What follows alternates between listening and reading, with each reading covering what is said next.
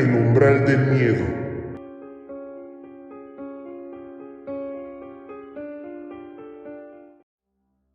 Cuando el metro termina de dar servicio como eso de las 12:30 de la noche, una cuadrilla de hombres y yo nos disponemos a trabajar en las vías.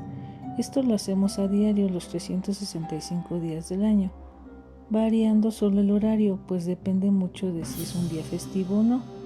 Corría el mes de agosto del 2001. Por aquel entonces me encontraba trabajando en la estación Pino Suárez. Eran ya casi las 4 de la madrugada y nos encontrábamos en la fase final de nuestro trabajo. Yo me hallaba separado del resto del grupo. Caminaba sobre las vías para revisar que no hubiera objetos extraños que pudieran causar un accidente, cuando de pronto me topé con alguien que también hacía lo mismo. Aquello me extrañó demasiado, pues yo conocía perfectamente a todos mis compañeros que laboran en esas áreas. Así que le pregunté su nombre y su cargo. Me confirmó datos que me hicieron pensar que era un trabajador auténtico, así que lo dejé continuar y seguí con mi trabajo. Él siguió revisando las vías tranquilamente hasta que lo vi perderse en la oscuridad y profundidad del túnel. Consideré oportuno anotar el incidente en mi reporte. Al terminar el trabajo, mi jefe me mandó llamar. No me extrañó, pues es parte de la rutina. Al llegar a su oficina me preguntó por el nombre del sujeto que vi en el túnel. Cuando le conté todos los detalles de aquel extraño encuentro, sacó una enorme libreta donde están registrados los nombres, cargos y fotografías de todos los empleados que laboran aquí. Comenzó a buscar en los registros hasta dar con una fotografía que me mostró al instante mientras decía: ¿esta es la persona que viste? Yo le respondí que sí. Entonces mi jefe me miró con una expresión fría y solemne, expresándome en ese mismo tono: siéntate, muchacho. El trabajador que viste tiene ya 2 años muerto y no eres tú el único que lo ha visto, así que creo conveniente que no se lo digas a nadie para no despertar inquietud entre los demás empleados o peor aún entre los usuarios. Lo mejor será traer un sacerdote para que oficie en la misa por su eterno descanso. Solo Dios sabe por qué anda penando o si tiene deudas pendientes. Yo me quedé frío, no sabía qué decir. Mi jefe me contó que ese hombre había fallecido una noche mientras realizaba su trabajo, el mismo que yo hago ahora en el túnel, entre las estaciones Pino Suárez y Zócalo. Un error técnico ocasionó que un vagón en movimiento arrollara a dicho sujeto, que pereció después de una lenta agonía. Terminé entonces mi reporte de aquella noche y me fui a descansar. Días después supe que otros de mis compañeros también lo vieron, siempre en el mismo lugar, a la misma hora y realizando las mismas actividades. Mucha gente nos cree locos, o que estamos ebrios, o que inventamos este tipo de historias para llamar la atención, pero no es así, porque yo lo vi. Días después fui invitado junto con más personal del metro a una misa. Íbamos en calidad de familiares. Eran ya casi las 12:15 de la noche y en ese tramo de la estación nos encontrábamos 19 personas y un sacerdote. La procesión partió de Pino Suárez al Zócalo a través del túnel, en medio de rezos y plegarias, con el sacerdote salpicando las vías con agua bendita. De manera muy solemne concluyó la ceremonia, que apenas duró unos 20 minutos, pues teníamos que dar mantenimiento a las vías. Aún hoy existen reportes de que el espíritu de este trabajador sigue apareciéndose. Tal vez su misión en la tierra no ha concluido, o quizá trate de decirnos algo y todavía no ha podido hacerlo. El umbral del miedo.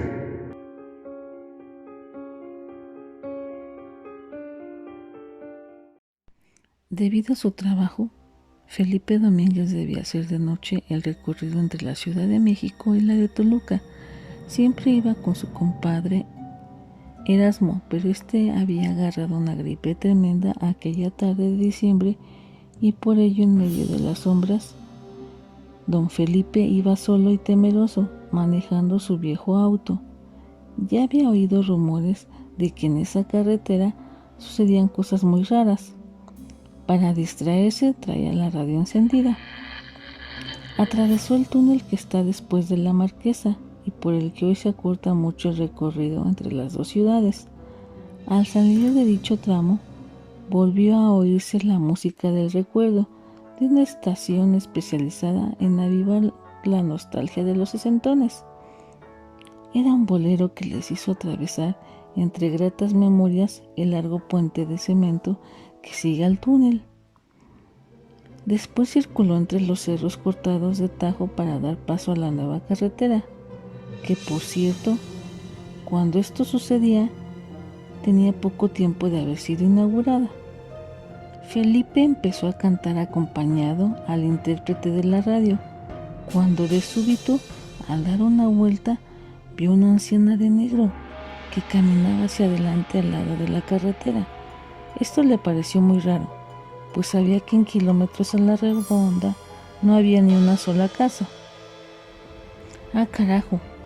¿Qué hace solita por acá y a estas horas? Consultó su reloj de pulsera.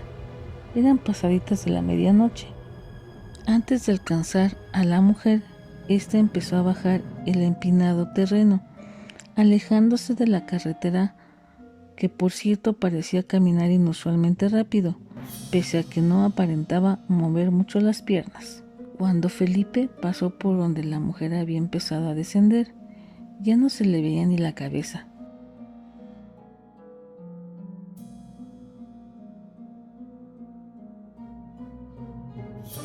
Sin embargo, un nuevo descubrimiento lo puso alerta. Tenso, lo cual le preocupó, sobre todo porque el médico le había recomendado evitar emociones fuertes, dadas sus dolencias cardíacas. Sucedió que la señal de la radio se había perdido. Unos instantes, sin haber razón para ello, pues había sucedido justo cuando iba ya por un terreno alto, sin cerros a la vista. Poco a poco la señal fue volviendo. Don Felipe comenzaba a entonar una nueva melodía, cuando la voz se le quebró de golpe, pues los faros de su vehículo iluminaron de repente a la misma mujer, que viera unos 5 kilómetros atrás. Esta iba entrando a la cuneta despacio, siempre de espaldas al conductor. Avanzó unos metros con su andar calmado y más adelante volvió a bajar para irse desvaneciendo entre las sombras. ¡Madre Dios! La radio volvió a perder la señal y la recuperó de nuevo metros adelante. Para entonces el conductor estaba a punto del desmayo y empezó a tallarse el pecho fuertemente. Aceleró con peligro de no poder controlar el auto entre las curvas, pues deseaba alejarse de ese paraje cuanto antes. Disminuyó la velocidad cuando pudo ver las luces de la ciudad de Toluca. Solo entonces se sintió seguro de no volverse a encontrar con el espectro de la mujer enlutada.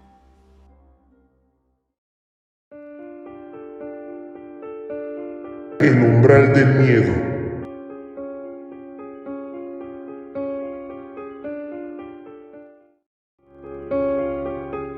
Agradeceré que si te gustan nuestras historias te suscribas a mi canal, me regales un like, dejes un comentario y nos compartas. Y activa la campanita.